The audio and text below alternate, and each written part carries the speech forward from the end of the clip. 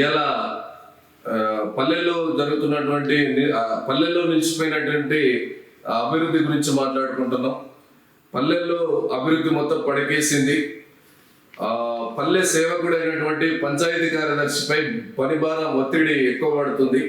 అసలు నిధులు లేక, ఇటు జనాలతో మాటలు తినలేక పంచాయతీ కార్యదర్శి తీవ్ర మానసిక ఒత్తిడికి గురవుతున్నాడు. పల్లె అనేది అభివృద్ధికి నోచుకోలేకపోతుంది. అసలు పల్లె అభివృద్ధికి ఆటంకం కలిగినటువంటి అంశాల మీద మనం కొంత మాట్లాడుకునే ప్రయత్నం చేద్దాం.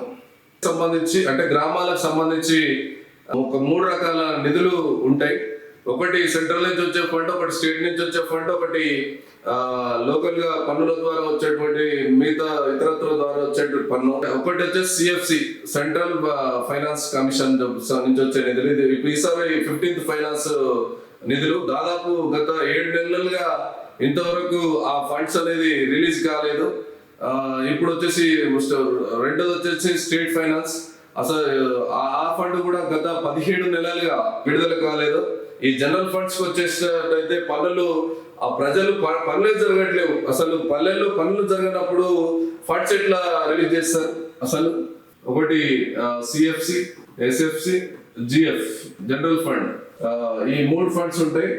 ఈ 3 ఫండ్స్ లో ఇది వచ్చేసి గత 7 నెలలుగా, ఇది వచ్చేసి గత 17 నెలలుగా రిలీజ్ కాలేదు. జనరల్ ఫండ్ వచ్చేసి పనులే జరగట్లేవు కాబట్టి మేము పన్నులు ఎట్లా కడతాం? మేము కట్టం. మాకు అంటే ఉదాహరణకు నాకు లైట్ వేయలేదనో, నా దగ్గర వాటర్ లీక్ అవుతుందో అది చేయలేదనో, లేకపోతే ఇంకా ఇతరత్ర నా దగ్గర గడ్డి మొలిసింది అది తీసేయలేదనో, లేకపోతే నాకు నీళ్ళు వస్తలేవు అని చెప్పేసో ఏదో ఒక కారణంతో ఫండ్ నేను కట్టను, నువ్వు అది నాకు చేస్తేనే కడతావు. మరి చేయడానికి డబ్బులు ఎక్కడివి? పంచాయతీ కార్యదర్శులని అడ్డగోలుగా తిడుతున్నారు గ్రామాల్లో. ఎంతగానో తిడుతున్నారు అంటే కనీసం ఈడ తీసుకుందామంటే ఫండ్ లేదు. ఆ ఫండ్ను అసలు ఈ పనులు ఎట్లా చేయాలి? ఫండ్ లేక పనులు ఎట్లా చేయాలనే సతమతం అవుతుంటే నీ దగ్గర ఉండొచ్చు, నువ్వే చేస్తలేవు, పని కావాలని చేస్తలేవు అని చెప్పేసి గ్రామ కార్యదర్శులపై ఒక్కొక్క చోట భౌతిక దాడులు కూడా జరుగుతున్నటువంటి పరిస్థితిని చూస్తున్నాం మనం ఇప్పుడు. అయితే గత ఈ సంవత్సరం ఫిబ్రవరి నుండి సర్పంచ్ పదవి, ఫిబ్రవరితో సర్పంచ్ పదవి కాలం మీద ఫిబ్రవరి నుండి స్పెషల్ ఆఫీసర్స్ గవర్నమెంట్ నియమించింది. ఈ స్పెషల్ ఆఫీసర్స్ నియమించినప్పటికీ బాధ్యత, స్పెషల్ ఆఫీసర్లు నియమించినప్పటికీ బాధ్యత మొత్తం పంచాయతీ కార్యదర్శులు. ఆయన ఎప్పుడో ఒకసారి వచ్చి చూస్తాడు. మొత్తం పంచాయతీ సెక్రటరీ మాత్రమే గ్రామానికి సంబంధించి పూర్తి బాధ్యత ఈయననే తీసుకుంటాడు. ఈ తీసుకునే వరకే అసలు ఏం పని చేయాలి అన్నా కానీ నిధులు అయితే కావాలి. ఇప్పుడు ట్రాక్టర్ మెయింటెనెన్స్ ఉంది. ట్రాక్టర్ మెయింటెనెన్స్ కి వచ్చేసి ఇక్కడ ఒక పెద్ద ట్విస్ట్ ఉంది. ఈ ట్రాక్టర్ తీసుకునేప్పుడు, కొత్త ట్రాక్టర్ తీసుకునేటప్పుడు పంచాయతీ పాన్ కార్డులు, ఆయనే బ్యాంక్ అకౌంట్ అంతా తీసుకొని ఆయనదే తీసుకోవాల్సిన పరిస్థితి ఉంది. అయితే కొన్ని చోట్ల పంచాయతీ కార్యదర్శుల అకౌంట్ల నుంచి కూడా ఈఎంఐలు కట్టాయి, ట్రాక్టర్ ఈఎంఐ. అంత దుర్భర స్థితిలో ఈఎంఐలు కూడా కట్టలేని స్థితిలో ఇప్పుడు గ్రామ పంచాయతీ ఉంది. అసలు ఇన్ని నెలలుగా ఫండ్స్ దాదాపుగా ఒక పెద్ద గ్రామ పంచాయతీ ఉందనుకోండి. ఒక మేజర్ గ్రామ పంచాయతీకి మెయింటెనెన్స్ వచ్చేసి సగటుగా, అంటే అన్ని పెద్ద గ్రామాలు సగటుగా తీసుకుంటే 1,00,000 నుంచి 1,50,000 రూపాయలు నెలకు ఖర్చు జరుగుతుంది. మరి 1,00,000 నుంచి 1,50,000 స్టేట్ ఫైనాన్స్ రిలీజ్ కాదా, సెంట్రల్ ఫైనాన్స్ రిలీజ్ కాదా, ఈ పన్నులు కడతలేరా, జనరల్ ఫండ్ లేదా, ఎక్కడికి వెళ్ళి పంచాయతీ కార్యదర్శి తెస్తాడు ఫండ్? ఎట్లా ఖర్చు పెడతాడు? అయితే మెయిన్ వచ్చేసి ఈడ వచ్చేసి ట్రాక్టర్ మెయింటెనెన్స్, ట్రాక్టర్ ఈఎంఐ ఒకటైతే ఈ విద్యుత్ బకాయిలది కూడా పెద్ద సమస్య అయిపోయింది. ఇప్పుడు విద్యుత్ సంబంధం అంటే వీధి లైట్లది కానీ, ఏదైనా నల్లాలది కానీ, ఈ విద్యుత్ వినియోగించిన చోటల్లో ఈ విద్యుత్ బకాయిలు కూడా బాగా పెరిగిపోతున్నాయి. ఈ విద్యుత్ బకాయిలు పెరిగిపోయే వరకు ఎట్లయినా అధికారులు ఏం చేస్తారు, ఎట్లయినా సరే కట్టేయండి అని ఒత్తిడి చేస్తారు. మరి ఎట్లా కట్టాలి? స్టేట్ ఫైనాన్స్ లేదు, సెంట్రల్ ఫైనాన్స్ లేదు, ఎట్లా తెచ్చి కడతారు? ఎట్లా తెచ్చి కట్టాలని వాళ్ళు సతమతం అవుతున్నారు. అధికారుల ఒత్తిళ్లు, ప్రజల యొక్క ఒత్తిళ్లు, ఇటు పనిచేయలేక ప్రజల ఒత్తిళ్లు, అటు పైసలు కట్టమని ప్రభుత్వ ఒత్తిళ్లు, ఇటు అధికారుల ఒత్తిళ్ల మధ్య ఇటు ప్రభుత్వ ఒత్తిళ్లు, ఇటు అది పని చేయమని ఒత్తిళ్లు, ఇటు ప్రజలకు పని చేయమని ప్రజల ఒత్తిళ్ల మధ్య అవుతుంది ఒక పంచాయతీ కార్యదర్శి మాత్రమే. ఈ పంచాయతీ కార్యదర్శి ఇప్పుడు చాలా ఇబ్బందుల్లో ఉన్నాడు, ఏం చేయలేని పరిస్థితుల్లో ఉన్నాడు. పల్లెల్లో అన్నింటికి బాధ్యతగా, అన్నింటికి ప్రజల్లో పల్లె గ్రామాల్లో అన్నింటికి బాధ్యత పంచాయతీ కార్యదర్శి ఉంటాడు. ఇటు నిధులు లేకపోయేసరికి అసలు ఏ పని చేయలేక, ఇటు ప్రజలతో మాటలు పడలేక తీవ్ర ఇబ్బందికి గురవుతాడు. కొన్ని చోట్ల అయితే మహిళా పురుష ఉద్యోగులు అయితే ఎట్లా చేస్తున్నారు, అటో ఇటో డొల్లించుకొని వస్తున్నారు. మహిళా కార్యదర్శులు మాత్రం చాలా అవస్థలకు గురవుతున్నారు.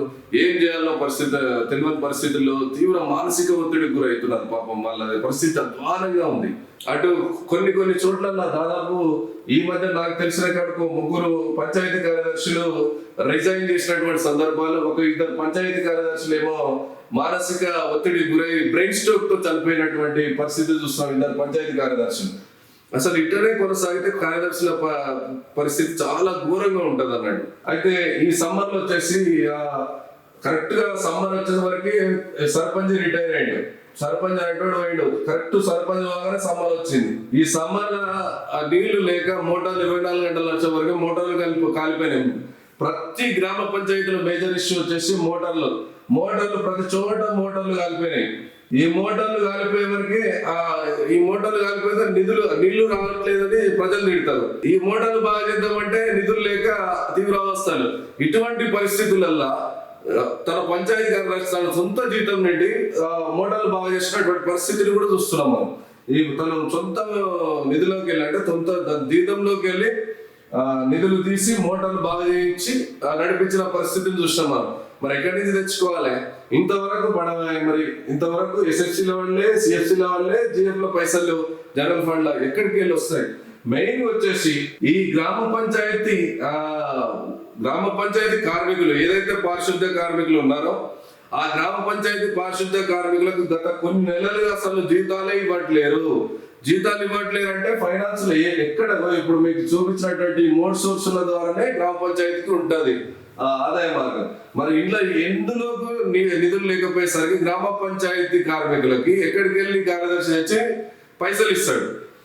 అట్లా ఇవ్వకపోయేసరికి నువ్వే ఇస్తలేవని కొన్ని చోట్ల గ్రామ పంచాయతీ కార్యదర్శి పైకి కార్మికులు అపార్థం చేసుకొని వాళ్ళకి ఎదురు మాట్లాడడం, కొన్ని చోట్ల దాడికి ప్రయత్నించడం, కొన్ని చోట్ల పనులు బంద్ చేసి కూళ్ళకు వెళ్ళిపోవడం, అట్లా వెళ్ళిపోయే వరకే పారిశుద్ధ్యం మొత్తం మరుగున పడి కార్యదర్శి మీద ప్రజలు తిరగబడడం, ఇట్లా జరుగుతున్నటువంటి పరిస్థితిని మనం చూస్తున్నాం. అసలు ఈ గ్రామ పంచాయతీ కార్మికులకే ఇంతవరకు జీతాలు వేయలేని పరిస్థితిలో గ్రామ పంచాయతీ ఉందంటే చాలా దౌర్భాగ్యమైన పరిస్థితులు ఉన్నాయి. పల్లెలే దేశానికి పట్టుకొమ్మలనే ఒక సామెత ఉంది. ఆ సామెతగానే ఉంచారు కానీ దాన్ని నిజం చేసే పరిస్థితుల్లో ఇప్పుడున్నటువంటి ప్రభుత్వాలు లేవని మనం అర్థం చేసుకోవాలి.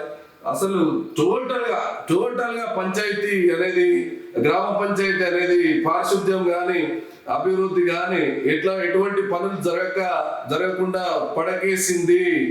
టోటల్ గా తెలంగాణ రాష్ట్రంలో గ్రామ పంచాయతీ అనేది పడకేసింది, నిద్రపోతుంది పల్లె. అసలు ఎటువంటి పనులు లేవు, ఎటువంటి నిధులు లేవు.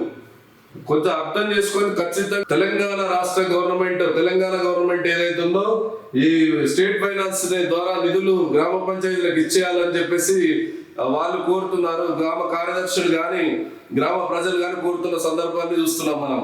ఖచ్చితంగా ఎస్ఎఫ్సి ద్వారా నిధులు ఇవ్వాల్సిందే. ఆ నిధులతోటి ఆదుకునే ప్రయత్నం చేయండి గ్రామ పంచాయతీని. గ్రామాల్లో ప్రజల నుండి పన్నులు కట్టుకునే మీరు గ్రామ పంచాయతీకి సంబంధించిన నిధులు కూడా కంపల్సరీ ఇవ్వాల్సిందే. మీరు ట్యాక్స్ రూపంలో ప్రజల నుండి పిండేస్తున్నటువంటి ఆ పన్నులని పన్నుల నుండి పిండేస్తున్న ఆ పన్నులు మరి అభివృద్ధికి ఇచ్చే పైసలు ఏమైపోతున్నాయి?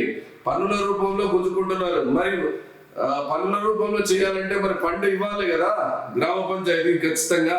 మరి ఎక్కడికి వెళ్ళి తెచ్చి చేస్తారనే జనాల నుండి ఉత్పన్నం అవుతుంది. గ్రామ పంచాయతీలో చిన్న ప్రాబ్లమ్స్, మోటార్ రిపేర్ కావచ్చు, పైప్ లైన్ లీకేజీలు కావచ్చు, ఈ పనులు కూడా లైట్లు వేయడం కావచ్చు, ఈ పనులు కూడా మినిమం ఈ పనులు కూడా చేయలేక అధ్వాన పరిస్థితిలో ఉంది గ్రామ పంచాయతీ. దయచేసి ఖచ్చితంగా రాష్ట్ర ప్రభుత్వం స్పందించి వెంటనే నిధులు రిలీజ్ చేయాలి. అలాగే సెంట్రల్ గవర్నమెంట్ కూడా నిధులు రిలీజ్ చేయాల్సిందిగా ప్రజలు కోరుతున్నారు. లేకపోతే ఇట్లనే గ్రామ పంచాయతీ నడిస్తే ఇది వర్షాకాలం సీజన్. ఈ వర్షాకాలం సీజన్ లో చెట్లు అధికంగా పెరుగుతుంటాయి. పురుగు అంటే పాములు వగైరా వగైరా దాంట్లో చేరి అన్నలకు పోయితే కరవడం లాంటి, లేదంటే దోమలు నీళ్లు ఎక్కడికక్కడ పేర్కొని దోమలు విపరీతంగా పోయి, ఇది ముందే వర్షాకాలం కాబట్టి ఇది రోగాల నెలలు అంటారు. ఈ 3 నెలలు ఈ రోగాల నెలలో అతి రోగాలు వ్యాపించేసి జనాలు మొత్తం కొంత మరణాలు జరగవచ్చు, కొంత అస్వస్థకు గురి కావచ్చు, కొంత ఆర్థికంగా ప్రజలు ఆర్థిక భారం అనుభవించవచ్చు. దయచేసి అట్లా ఇది కాకుండా ఖచ్చితంగా స్టేట్ ఫైనాన్స్ నిధులని త్వరగా రిలీజ్ చేసి, అలాగే సెంట్రల్ ఫైనాన్స్ నిధులను తొందరగా రిలీజ్ చేసేసి ఈ గ్రామాల్లో ఆగిపోయినటువంటి అభివృద్ధిని మళ్ళా కొనసాగించాల్సిందిగా ముఖ్యంగా పంచాయతీ కార్యదర్శుల తొలగించాల్సిందిగా, అలాగే పంచాయతీ కార్మికులు అంటే ఏదైతే పారిశుద్ధ్య కార్మికులు ఉన్నారో ఆ పారిశుద్ధ్య కార్మికులు ఎప్పటికప్పుడు పల్లెని పరిశుభ్రంగా ఉంచుతూ కొంత పల్లెని అందంగా ఉంచే ప్రయత్నం చేస్తారు. అంటే పల్లెని అందంగా ఆరోగ్యంగా ఉంచే ప్రయత్నం చేస్తారు కాబట్టి వాళ్ళకు ఖచ్చితంగా జీతాలు కూడా ఇవ్వాలి. కాబట్టి దయచేసి కలెక్టర్ గారు ఇచ్చిన ఆదేశాల ప్రకారం ఏంటంటే ప్రతి గురువారం వచ్చేసి ప్రజావాణి అని చెప్పేసి పల్లెల్లో ప్రజావాణి కార్యక్రమం స్టార్ట్ చేశారు. ఇప్పుడు ఉన్న వాటికే నిధులు లేక కొత్త పనులు ప్రజావాణిలో ప్రజలకు ఇబ్బందులు కలుగుతున్నటువంటి పనుల మీద పంచాయతీ కార్యదర్శికి ఫిర్యాదు చేస్తున్నారు. అయితే ఈ పంచాయతీ ఇప్పటికే ఉన్న సమస్యలకే నిధులు లేక వస్తుంటే కొత్త సమస్యలు ప్రజల నుంచి ఫిర్యాదులు వస్తున్నాయి. ఆ ఫిర్యాదులను చేయలేక ప్రజల నుండి ఇటు అధికారుల నుండి తీవ్ర ఒత్తిడికి గురవుతుంది మాత్రం పంచాయతీ కార్యదర్శులే.